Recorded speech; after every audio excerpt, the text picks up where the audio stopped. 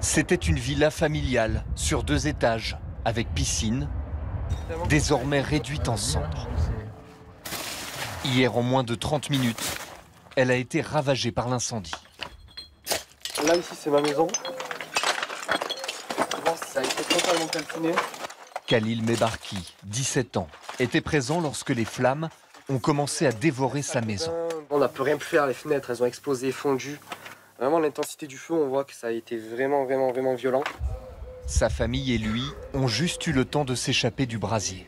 C'est la maison d'une vie, puisque c'est mon grand-père qui l'a construite, elle a 40 ans. C'est désolant, quoi. On voit ça, Je pense qu'il y a une partie de moi qui a un peu de s'effondrer. Le plus important, c'était nous, essayer de sauver un peu ce qu'on pouvait et protéger, quoi. Et on pouvait faire que ça. À l'extrémité nord de Marseille, le quartier des Abandonnés n'a jamais aussi bien porté son nom.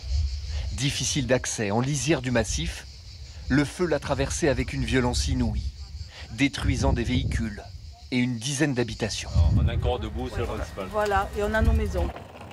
Au lendemain du sinistre, la route reste fermée aux véhicules. Ce couple remonte à pied pour récupérer quelques affaires et constater les dégâts. Les plafonds sont tombés, la baie vitrée a explosé. On voyait des flammes qui se détachaient du feu et qui allaient faire d'autres foyers ailleurs. Enfin, c'était l'apocalypse, quoi. On a au moins pour 6 mois de travaux, l'électricité, tout le second œuvre, en fait. Donc là, moi, ce qui m'intéresse, c'est de trouver des solutions de repli assez vite. Ils seront hébergés chez une amie pour les prochaines semaines. Un peu plus bas, le quartier de la Pelouque porte aussi les stigmates du feu. Accompagnée par les marins-pompiers, cette femme dévastée découvre ce qu'il reste de son logement. Un retour terrible. Ses habitants ont eu plus de chance, mais chez eux, la voiture et la dépendance ont brûlé. Après, on est quand même chanceux. On est passé au travers des flammes et ça reste que du matériel. Hein.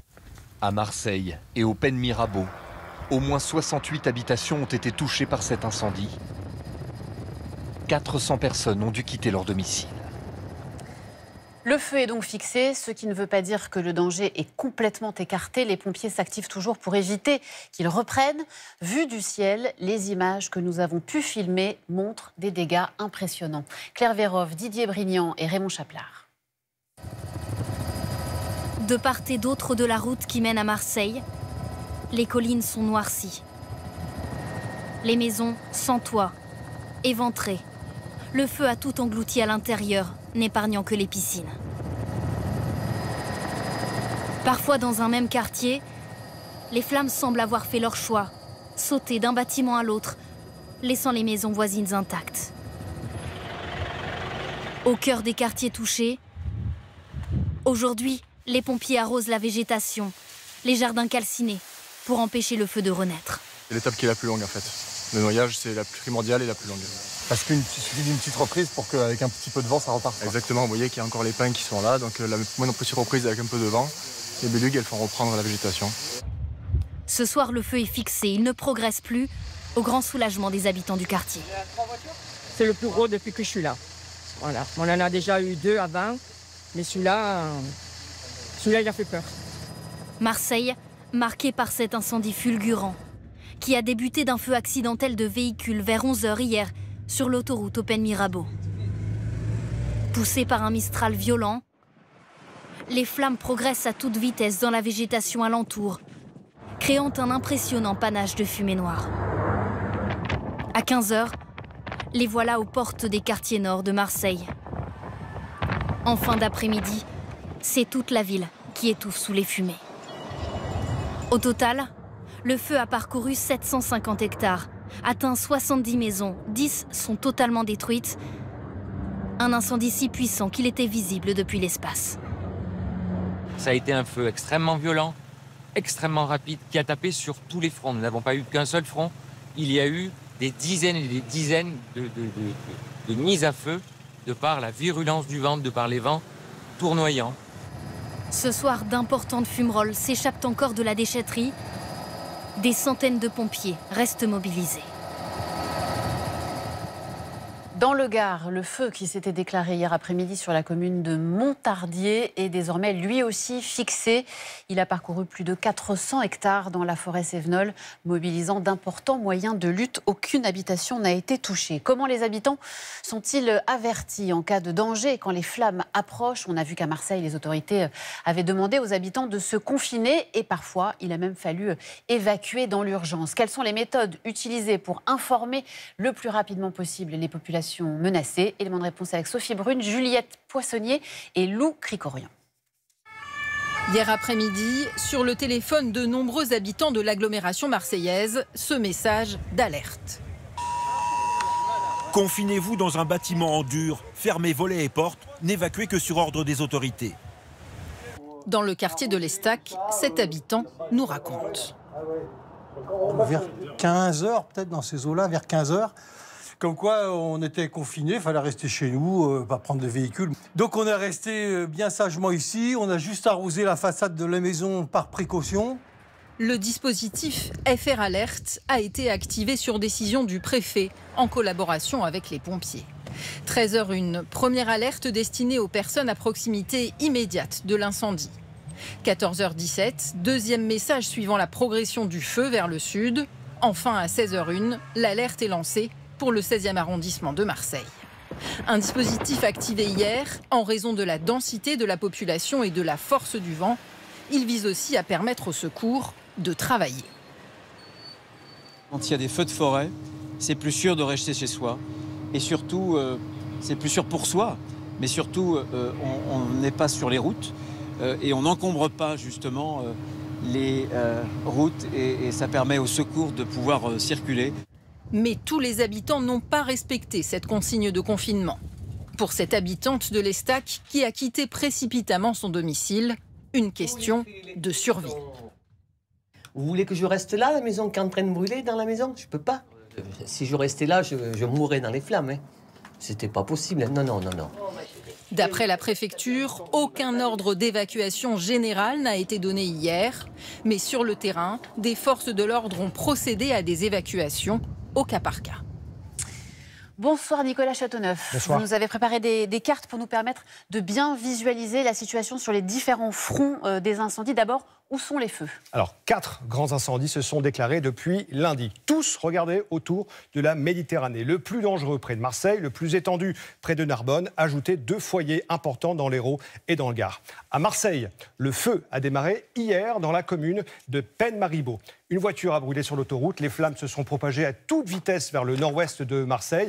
On le voit ici. À l'heure actuelle, le feu est fixé. Il a quand même parcouru 750 hectares, a mobilisé 800 pompiers, 9 avions, 6 hélicoptères. Gros moyens également à l'ouest, autour de l'incendie de Narbonne, qui a démarré lundi sur un vignoble. On voit la zone ici. Il s'est depuis étendu vers l'étang de Barge et a parcouru une grande zone de 2000 hectares. Il n'est pas encore fixé, mais 1070 pompiers sont sur place, renforcés par 6 avions et 2 hélicoptères. Et puis, il y a des bonnes nouvelles aussi pour 2 autres foyers. Oui, absolument. Dans l'Hérault, par exemple, l'incendie de Castelnau-sur-Gers a été fixé ce matin, malgré des départs de feu à cause de mégots sur l'autoroute A9.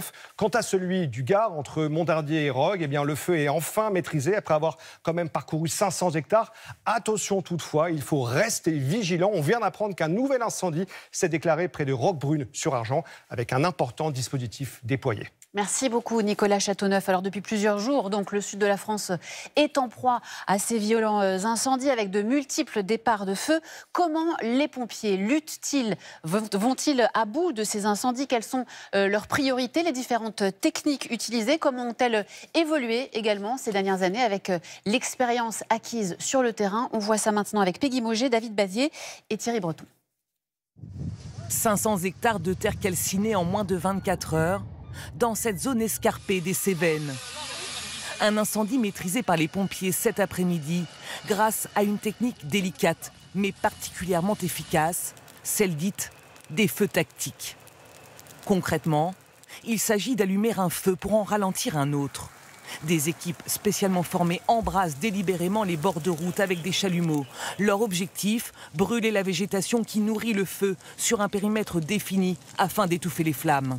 On accélère le processus d'extinction en mettant volontairement le feu pour que naturellement le feu principal puisse arriver sur une zone de brûlé et n'ait plus rien à manger et qu'il n'ait plus de combustible et donc forcément va s'atténuer, voire s'éteindre. Déboisé, comme ici entre deux forêts sur plusieurs kilomètres, c'est l'autre technique des pompiers qui a fait ses preuves. Il s'agit des pare-feux. Voici celui qui a permis lors des incendies de Landiras en Gironde en 2022 de protéger l'autoroute. Des centaines d'hectares de végétation ont été arrachés, sacrifiés sur 50 mètres de large le long de la route pour stopper l'avancée du feu. Un mégot qui va tomber par terre ici sur cette piste forestière a peu de chances de se développer et de mettre en feu. Alors il n'y a pas un pare-feu autour de chaque maison, ça c'est sûr, mais malgré tout le quadrillage permet vraiment de réduire ce risque. Dans les zones les moins accessibles, comme à Narbonne hier, les pompiers vont en revanche utiliser des produits retardants. Épais, de couleur rose, ils vont permettre de ralentir la propagation du feu, largués sur la végétation depuis les airs, mais aussi au sol. Le principe du retardant, c'est de créer une couche lorsqu'on le répand autour des végétaux. Et cette couche isole le végétal qui est combustible de l'oxygène qui est le comburant. Donc ça rend la combustion impossible lorsque le feu s'approche. Des produits à l'efficacité néanmoins limitée dans le temps. Ils finissent par s'évaporer. Les pompiers doivent souvent multiplier les largages pour ralentir la course des flammes. Dans la très grande majorité des cas, les incendies ont une origine humaine. Et dans un cas sur deux, ils sont le fait d'une imprudence. Dans l'Hérault comme dans l'Aude, les premiers éléments de l'enquête laissent penser que des mégots de cigarettes mal éteints seraient en cause. Comment les enquêteurs travaillent-ils pour remonter la piste et découvrir l'origine d'un incendie? C'est ce qu'on va voir maintenant avec Thomas Cuny et Florian Lemoyle. Lorsqu'il arrive sur les lieux, les flammes viennent à peine de passer. Cet enquêteur de la gendarmerie vient ici, au sud de Narbonne, pour faire des recherches.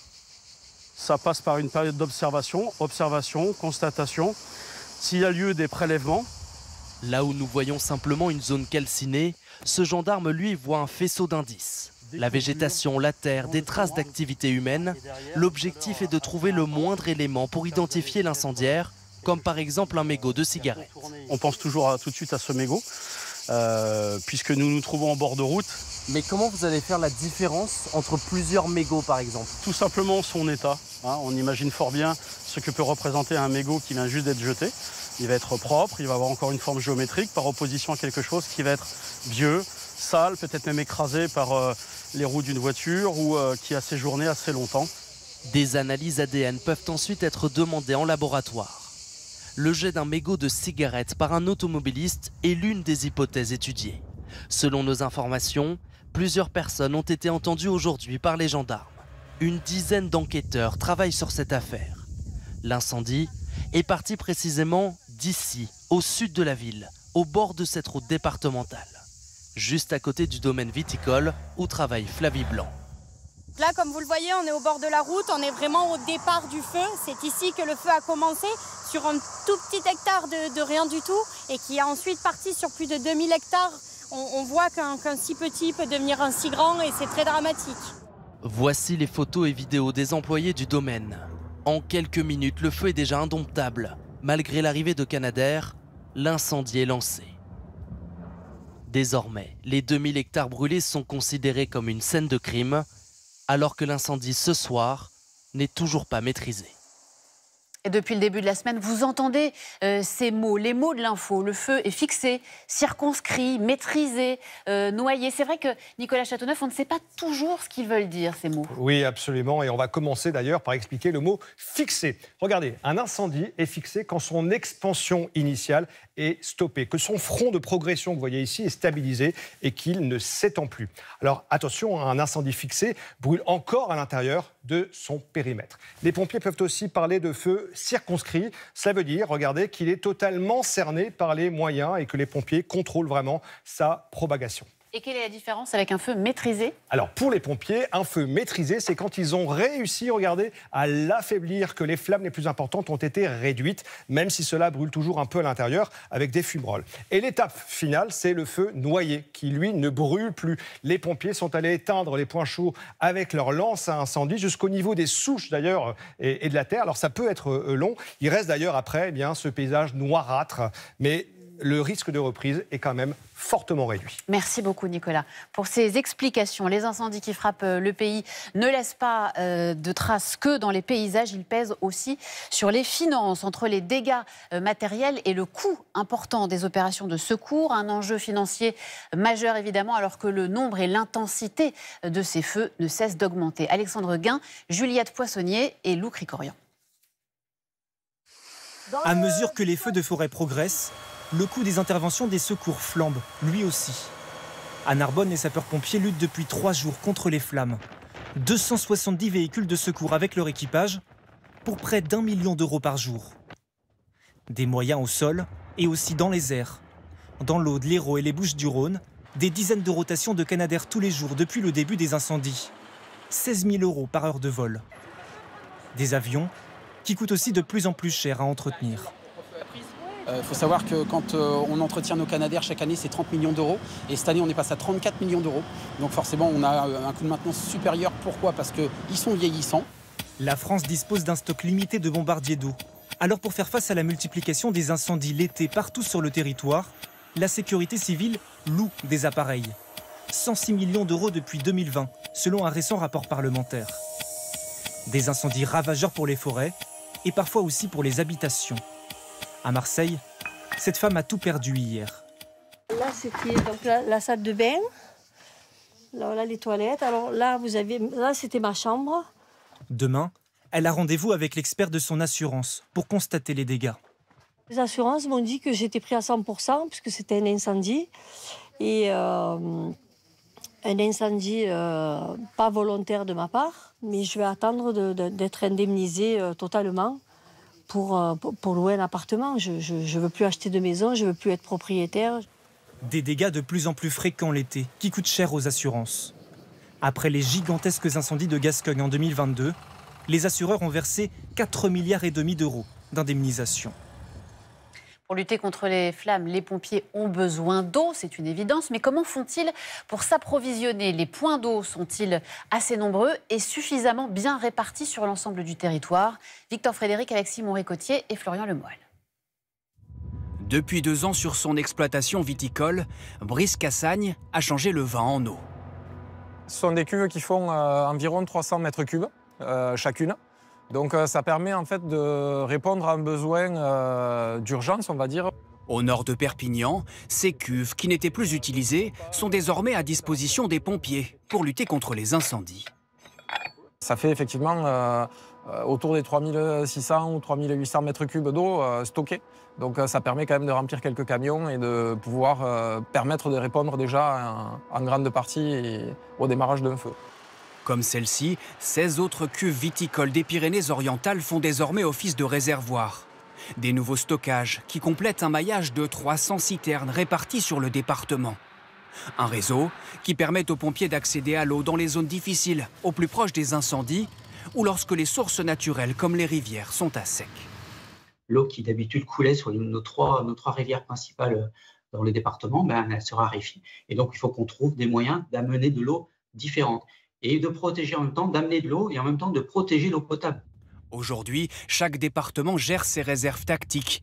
Et si le sud de la France, très touché par les incendies, est bien doté, les départements du Nord pourraient bientôt devoir investir massivement, alors que les incendies gagnent du terrain partout dans le pays. Un des moyens les plus efficaces pour lutter contre la propagation des incendies, le débroussaillage, une mesure de prévention essentielle qui permet à la fois de prévenir les départs de feu, faciliter le travail des pompiers et de sauver les habitations. Une obligation légale pour les propriétaires dans certaines régions. Étienne Prigent et Marjorie Nadal. Dès l'approche de l'été et des fortes chaleurs, c'est devenu une priorité pour Marie-Christine Soubéran. Il y en a peut-être quelques-unes encore qui restent, qu'il faut que avec le taille-branche. Débroussailler son terrain pour protéger d'un risque de feu sa maison située en bordure de forêt. Je crains les incendies et le vent, surtout le vent du nord ici, qui est terrible. Le débroussaillement dans un rayon de 50 mètres autour des bâtiments, une mesure d'autoprotection et une obligation légale. C'est beaucoup de travail et puis beaucoup d'argent parce qu'on est obligé quand même de payer quelqu'un pour le faire. Moi, je ne peux pas le faire. Dans le village de Poète-Laval, les branches d'arbres ne doivent pas non plus se situer à moins de 2 mètres du sol ou toucher les habitations. Ici, ce sont les arbustes qui inquiètent cet élu municipal. Eh bien, la moindre étincelle, la moindre flamme, ça s'embrase et ça prend tout ce qui veut bien brûler. Le propriétaire va faire l'objet d'un rappel à l'ordre. Eh bien, s'il y a un départ de feu, malheureusement, sa maison peut brûler. Par contre, s'il y a d'autres maisons à côté, le risque de propagation à ce moment-là est réel et sa responsabilité peut être engagée, justement. Selon l'Office national des forêts, les obligations de débroussaillement concernent 46 départements en France, les zones ici en rouge. Et sur 10 maisons détruites au cours d'incendies de végétation, 8 le sont par manque d'entretien des propriétaires. Ils le font pour eux-mêmes, ils le font aussi pour la forêt, et ils le font aussi pour les pompiers qui, eux, vont prendre des risques et qui vont venir défendre la maison. Et ils prendront d'autant plus de risques si la maison est mal débroussaillée. Les réfractaires encourent une amende de 200 €. Aujourd'hui, la Drôme était en risque sévère aux incendies, avec une vigilance accrue des patrouilles ONF. Ça moissonne là-bas en dessous. Pour les activités agricoles. On a un très fort vent du nord, qui souffle à 50-55 km/h, ce qui implique derrière une vitesse de propagation à peu près de 1500 mètres à l'heure. Avec leurs camions-citernes très mobiles, les agents forestiers peuvent intervenir rapidement en cas de départ de feu. Chaque minute compte.